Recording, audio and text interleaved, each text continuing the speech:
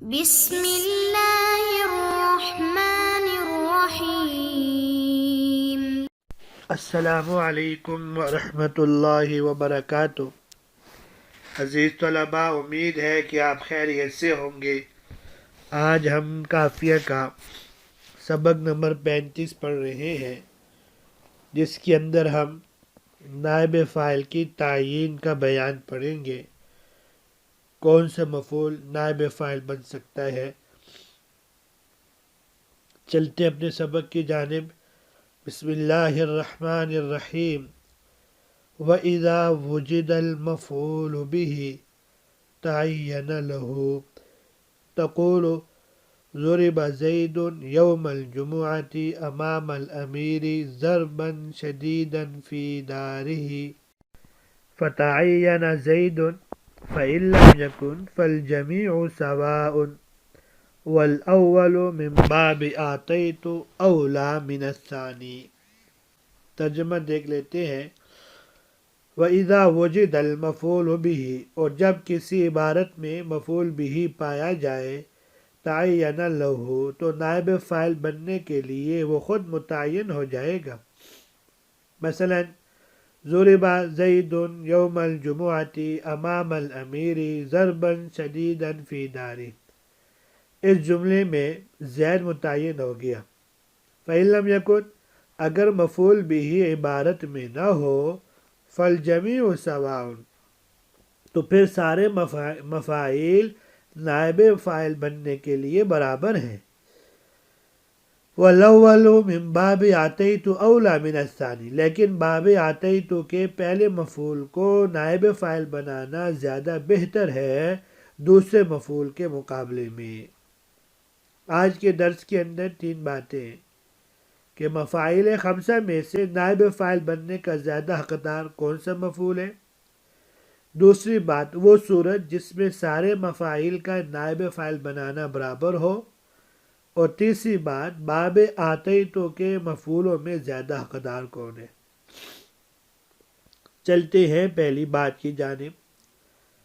وَإِذَا وُجِدَ الْمَفْعُولُ بِهِ تَعَيَّنَ لَهُ، صاحب کتاب رحمہ اللہ فرماتے ہیں، اگر کسی جملے میں مفاعیل خمسہ سارے کے سارے یا ان میں سے بعض پائے جائیں اور ان میں سے ایک مفعول بِهِ ہو، تو ایسی صورت میں اگر فعل عامل کسی ایک کو اپنے لیے نائب فاعل بنانے کا تقاضا کرے تو کون سے والے کو بنایا جائے گا؟ تو اس کے لیے فرمایا، ایسے موقع پر مفعول بِهِ کا نائب فاعل بنانا متعینہ طور پر زیادہ لائق اور حقدار ہے۔ وجہ اس کی یہ ہے کہ فعل عامل کے ساتھ دیگر مفاعیل کی بنسبت مفعول بِهِ کا تعلق زیادہ ہوتا ہے، کیونکہ فعل اپنے وجود میں جس طرح اپنے فاعل کا محتاج ہوتا ہے، اسی طرح اپنے مفعول بِهِ کا بھی محتاج ہوتا ہے۔ مثلا ضرب زید یوم الجمعۃ امام الامیر ضربا شدیدا فی دارہ، غور فرمائیے، یہ اصل میں یوں ہے، ضرب سعید زیدا یوم الجمعۃ امام الامیر ضربا شدیدا فی دارہ تھا۔ سعید جو فاعل بن رہا تھا، اس کو جب حذف کر دیا گیا تو ضربہ کو نائب فاعل کی ضرورت تھی، اور اس ضرورت کو پورا کرنے کے لیے ہمارے پاس 5 چیزیں موجود تھی، جن میں سے ایک مفعول بِهِ تھا، تو اوروں کو اپنی حالت پر چھوڑ کر اسی مفعول بِهِ کو نائب فاعل بنا دیا۔ مذکورہ جملوں میں یوم الجمعہ مضاف الیہ مل کے ظرف زمان کی مثال ہے، امام الامیر مضاف الیہ مل کر ظرف مکان کی مثال ہے، ضربا شدیدا موصوف صفت مل کر مفعول مطلق کی مثال ہے، فی دارہ فی جارہ ہے، دار مضاف الیہ ہے، مضاف الیہ مل کر فی حرف جر کے واسطے سے مفعول بِهِ کی مثال ہے۔ مذکورہ صورت میں بصریین کے ہاں مفعول بِهِ کو نائب فاعل بنانا واجب ہے، اور کوفیین کے ہاں واجب تو نہیں بلکہ صرف اولیٰ اور بہتر ہے۔ ضربن کو شدیدن کی صفت کے ساتھ مقید کر کے اس بات کی طرف اشارہ فرمایا کہ مصدر نائب فاعل تب بنے گا جب اس کے ساتھ اس میں خصوصیت پیدا کرنے والی کوئی صفت بھی ہو۔ چلتے ہیں دوسری بات کی طرف۔ وہ کون سی صورت ہے جس میں سارے مفاعیل کا نائب فاعل بنانا برابر ہے، مساوی ہے؟ تو صاحب کتاب فرماتے ہیں فَإِن لَّمْ يَكُن فَالْجَمِيعُ سَوَاءٌ، اگر کلام میں دیگر مفاعیل تو ہوں لیکن مفعول بھی نہ ہو تو پھر ان میں سے ہر ایک کو نائب فاعل بنانا حقدار ہونے کے اعتبار سے برابر ہوگا، جیسے ذُهِبَ بِزَیدٍ یوم الجمعہ امام الامیر ذہابا شدیدا فی داری، ان میں سے ہر ایک کو نائب فاعل بنایا جا سکتا ہے۔ اسی کو صاحب کتاب نے فَإِن لَّمْ يَكُن فَالْجَمِيعُ سَوَاءٌ کہہ کر بیان فرمایا کہ یہی جمہور نحات کا مسلک ہے کہ اگر مفعول بھی نہیں تو باقی مفاعیل حقدار ہونے میں برابر ہیں۔ اور ان لوگوں پہ بعض لوگ کہتے تھے مفعول مطلق زیادہ حقدار ہے، بعضوں نے کہا، بعض کہتے ہیں کہ مفعول فیہ ہے مگر زمانی مقدم ہوگا مکانی پر، تو صاحب کتاب نے فَالْجَمِيعُ سَوَاءٌ کہہ کر سب کی تردید کر دی اور اکثر یا جمہور نحات کی انہوں نے تائید کر لی۔ چلتے ہیں اگلی بات کی جانب۔ باب آتیتو کے مفعولوں میں سے زیادہ حقدار کون ہے؟ والاول من باب آتیتو اولا من الثانی، باب آتیتو جو دو مفعولوں کو چاہتا ہے، جیسے آتیتو زیدن درہمن، ان میں سے اختیار ہے، جس کو بھی نائب فاعل بنانا چاہو بنا سکتے ہو، لیکن پہلے والے کو بنانا بہتر ہے، اس لیے کہ اس کے مفعول اول یعنی زیدن میں کچھ نہ کچھ فاعلیت کا معنی پایا جاتا ہے، وہ اس طرح کہ آپ اس کو درہم دے رہے ہو اور آپ سے لے رہا ہے وہ، تو اس کے لینے میں فاعلیت کا معنی پایا جاتا ہے۔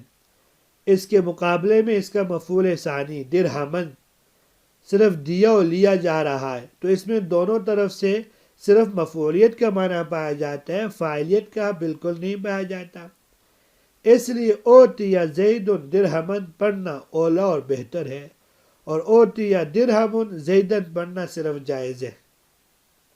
البتہ جہاں التباس لازم آ رہا ہو، مثلا دونوں مفعولوں میں فاعلیت کا معنی پایا جاتا ہو، وہاں مفعول اول کو نائب فاعل بنانا صرف اولا نہیں بلکہ واجب ہوگا، جیسے آتا بکر زیدن کتابن، اوتیا زیدن کتابن۔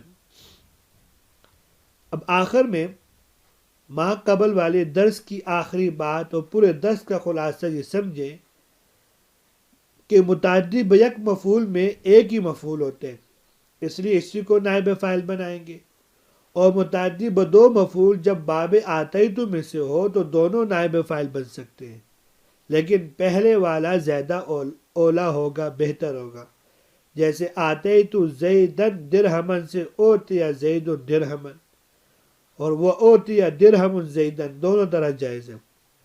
اور متعدی بدو مفعول باب علمتو میں پہلا مفعول نائب الفاعل بن سکتے ہیں، بخلاف دوسرے مفعول کے کہ وہ نائب فاعل نہیں بن سکتا۔ اسی طرح وہ فعل جو متعدی و بسے مفعول، اس میں اول دونوں مفعول نائب فاعل بن سکتے لیکن آخری مفعول نہیں بن سکتا۔ وجہ اس کی یہ ہے کہ متعدی بدو مفعول باب علمتو کے دونوں مفعول آپس میں مبتدا و خبر ہوتے ہیں، اگر ثانی کو نائب فاعل بنائیں گے تو وہ مسند الیہ بن جائے گا، جبکہ پہلے یہی اسم خبر ہونے کی وجہ سے مسند تھا، لہذا ایک ہی کلمے کا مسند اور مسند الیہ بننا لازم آئے گا اور یہ جائز نہیں ہے۔ یہی حال اس فعل کا ہے جو متعدی بسے مفعول ہو، ان تین مفعولوں کی طرف متعدی ہو، اور وہ باب علمتو کے آخری دو مفعول کا ہے، اور جو دو مفعول کی طرف متعدی ہو وہ باب علمتو کی مثال ہے، جیسے علمتو زیدن فاضلا کو علم زیدن فاضلا کہا جا سکتا ہے، لیکن علم فاضل زیدن کہنا درست نہیں. اسی طرح اعلم اللہ زیدن عمرا فاضلا کہہ سکتے ہیں، لیکن علم زید عمرا فاضلا اور علم عمر زیدن فاضلا کہا جا سکتے ہیں، لیکن علم فاضل زیدن عمرا نہیں کہا جا سکتا. بس اتنی بات یاد رکھیں، اگر دو تین مفعولوں میں سے ایک کو نائب الفاعل بنا دیا تو باقی پھر اسی طرح مفعول ہی رہیں گے. جیسے کہ قرآن پاک میں آتا ہے خلق الانسان ضعیفا، اب الانسان و نائب فاعل بنا دیا تو ضعیفا یہ اسی طرح مفعول ہی رہا ہے. یہاں تک آج کا سبق تھا. امید ہے کہ آپ کو سمجھ میں آیا ہوگا. اجازت دیجیے، کل حاضر ہوتے ہیں نئے سبق کے ساتھ. اللہ تبارک و تعالی ہم سب کا حامی و ناصر ہو. السلام علیکم ورحمۃ اللہ وبرکاتہ.